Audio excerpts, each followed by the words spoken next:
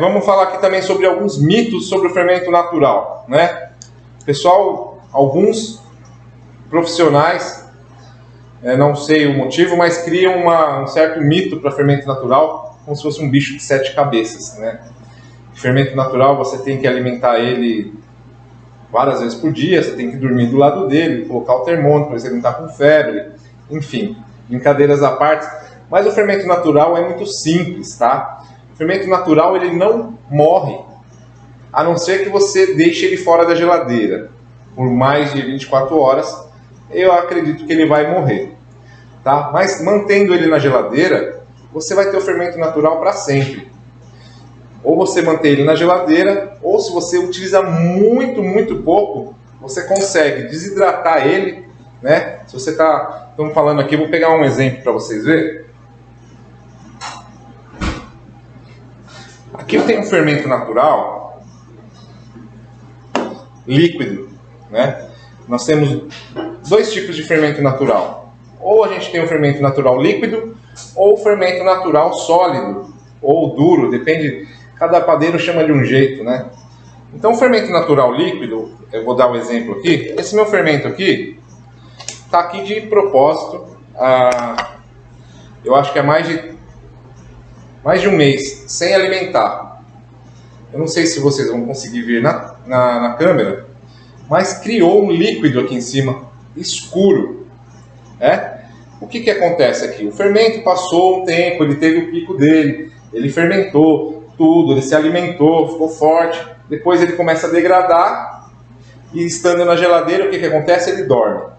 Tá? E depois que ele se alimentou, ele não tem mais comida, ele começa a liberar essas toxinas que vão para esse líquido que está aqui dentro. Ele morreu? Não.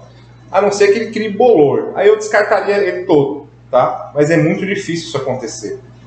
Então o fermento natural não morre. Ele vai criar esse líquido, no caso do fermento natural líquido. Tá? Eu estou dando esse exemplo que é o mais comum das pessoas utilizarem. Então o que eu faria, o que você tem que fazer quando o seu fermento natural chegar nesse ponto? Caso você não utilize muito, você não produz para vender, você faz pães em casa uma vez por mês. Tá? Então aqui passou um mês, o seu fermento natural criou essa água em cima, você vai ter que descartar esse líquido, joga fora esse líquido e utiliza só 50% da massa que tem aqui. Aí o resto você pode jogar fora, porque está muito tempo velho, então ele já cria muita acidez. Então eu pegaria daqui 25 gramas, eu descartaria até mais que 50%. Pego 25 gramas, pouquinho só, e alimento ele com mais 25 gramas de farinha e 25 gramas de água morna. Morna 45 graus. Por quê? Eu estou trabalhando com uma massa que está gelada e a água morna 45 graus mais a farinha, quando eu juntar com essa massa gelada, ela vai ficar em torno ali de 28 graus. Isso aí. Então, voltando aqui para o nosso fermento natural, esse fermento está mais de um mês, descarto o líquido, mais de um mês na geladeira, vou descartar esse líquido, vou pegar só 25 gramas daqui e o resto eu jogo fora. Tá? Nesse caso eu jogo fora. Mas se o fermento natural eu estou utilizando ele toda semana, eu não preciso descartar. Porque ele ainda, por mais que ele ainda desenvolva uma certa acidez, eu consigo fazer um grissini, consigo fazer uma panqueca, consigo fazer até bolo com descarte de fermento natural. Mas em último caso, que você vai jogar fermento natural fora, é quando você ficar muito tempo sem utilizar, que vai criar essa água muito escura, e aí sim você descarta o fermento, tá?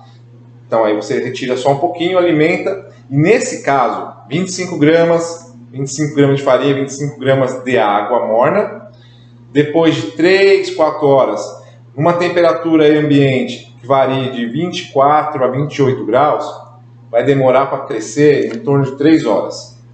Então, nesse caso, vamos alimentar 3 vezes seguidas. Cada 3 horas, a gente alimenta o peso do que você tem de massa de fermento, o mesmo peso de farinha e o mesmo peso de água, sempre morna a 45 graus, para que esse fermento consiga reagir dentro de 3 horas e ele cresça e ele volte a ficar forte. Tá? Você não vai conseguir alimentar uma vez só aqui e já fazer pão, tá? Que não vai dar certo. Então você tem que alimentar 3 vezes. Então, ou seja, o fermento natural não morre. Outra forma de você conservar seu fermento natural, no caso de quem não utiliza muito. Eu alimentei aqui 25 gramas, 3 vezes, deu uma quantidade grande de fermento. O que eu vou fazer? O fermento líquido, eu pego uma assadeira, né, e eu espalho bem fininho isso na assadeira, uma camada bem superficial mesmo, e deixo em temperatura ambiente isso ressecar. Depois vai formar umas plaquinhas, eu vou guardar num pote bem fechado. Tem gente que guarda em freezer, tem gente que mantém num recipiente bem fechado. Quando você vai utilizar, você reidrata aquele fermento com água, depois alimenta com farinha, a quantidade de fermento e água, e você volta a ter fermento. Então isso não é um transtorno ter fermento natural e não é um bicho de 7 cabeças, tá bom? Então você tem, isso serve para o fermento duro também, só que o fermento duro ele não cria água, ele cria uma casca. E essa casca tem que ser descartada quando você vai fazer a nova alimentação. O fermento duro, muitas vezes também você dá um banho nele. Você coloca uma água morna ali, corta o fermento natural duro, tira a casca dele, deixa ele tomando um banho ali de 10, 15 minutos, espreme bem. Todo o excesso de acidez vai embora, não que você vai eliminar. Você só vai conseguir corrigir a acidez e pH do fermento com alimentações, tá? E a mesma coisa, fermento natural duro muito velho, lava ele, espreme e alimenta ele 3 vezes, pelo menos de cada 3 horas, para que você consiga fortalecer novamente essa colônia aí de lactobacilos e leveduras, tá bom? Em último caso, se embolorar, você vê que está com um odor muito forte, aí você descarta e começa um fermento natural do zero, que também não é um bicho de 7 cabeças, se criar um fermento natural. Em novembro, eu vou estar dando uma aula gratuita, ensinando vocês a fazerem um fermento natural do zero.